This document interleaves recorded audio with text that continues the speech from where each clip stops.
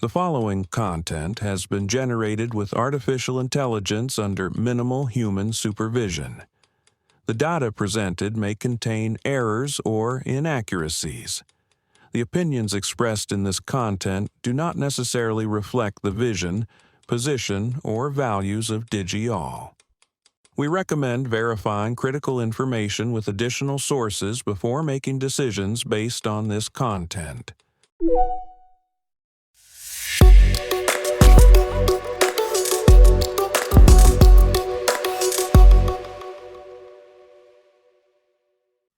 Welcome to Digi-all Tech News. Today is Tuesday, February 10th, 2026. I'm Kylie Brooks, and this is where technology becomes clear and engaging. Alphabet is raising $20 billion through bond sales to fund its AI infrastructure build-out, while warning investors about new risks from widespread AI adoption. Monday.com stock plunged 19% after weak guidance sparked fears that agentic AI tools are beginning to disrupt traditional software business models. An Adelphi University student won a groundbreaking court case after being falsely accused of using AI to cheat, raising serious questions about unreliable detection tools. Amazon is planning to launch a content marketplace where publishers can sell their work to AI companies, following Microsoft's similar announcement last week. Radiology is proving to be the ultimate case study for why AI enhances rather than replaces human workers, with employment actually growing faster than the national average. Let's start with Alphabet, because the numbers here are staggering. Yesterday, they announced plans to raise $20 billion through a bond sale. And get this, one of those bonds has a maturity of 100 years. That's not a typo. They're planning that far ahead for AI infrastructure. This comes after they raised $25 billion in November, which means their long-term debt has quadrupled in just 1 year to $46.5 billion. And they're projecting capital expenditures of up to $185 billion this year. That's more than double what they spent in 2025. What's fascinating is that Alphabet is being completely transparent about the risks. They've added new warnings to their financial reports saying that widespread AI adoption could actually hurt their core advertising business. They're also concerned about the massive leasing arrangements they're entering with third-party operators for compute power. The good news? Demand for their bond sale was 5 times the amount offered, and their Gemini AI model now has over 750 million monthly active users, up from 650 million last quarter. So investors are betting big that Alphabet can navigate these challenges. Now here's where things get uncomfortable for the software industry. Yesterday, Monday.com, the project management platform, saw its stock crash 19% after projecting revenue below analyst expectations. But this isn't just about one company missing estimates. The entire software sector is down 22% year to date, and Monday.com's shares have been cut in half. Why?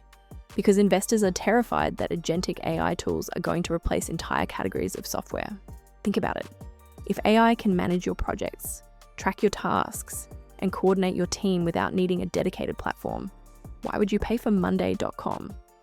The company's co-CEO tried to reassure investors, saying they don't see any impact from AI companies yet, and they're making their product more AI native with new agents and features. But the market isn't buying it. What's interesting is that their actual fourth quarter results were strong. Earnings beat expectations and revenue grew 25% year over year. The problem is forward-looking guidance, which suggests even the company isn't sure what the AI disruption will look like 6 months from now.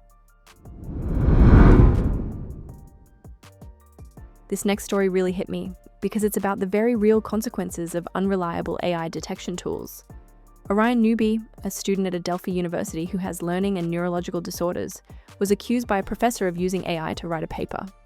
The professor used an app to detect AI-generated content, gave Orion a 0, and threatened him with expulsion. A second accusation followed, and things escalated quickly. Here's what gets me. Orion received support from the university's Bridges program for students with disabilities, and he had tutors helping him with his work. But the AI detection tool couldn't tell the difference between legitimate support and cheating. His parents had to hire a lawyer, and 4 months later, a state Supreme Court judge overturned the disciplinary actions and ordered the school to clear his record. The judge's ruling is being called groundbreaking because it highlights the need for due process when using AI detection tools that simply aren't reliable enough. Orion said he felt like his life was over when he was first accused.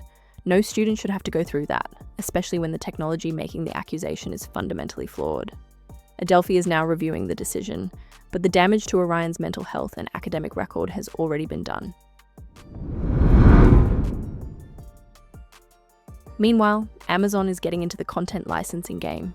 According to The Information, Amazon Web Services shared slides with publishing executives about a new marketplace where publishers can sell content to companies developing AI products. This is coming right on the heels of Microsoft announcing their own publisher content marketplace last week. What's happening here is that publishers are finally getting organized about how their content is used to train AI models and generate responses.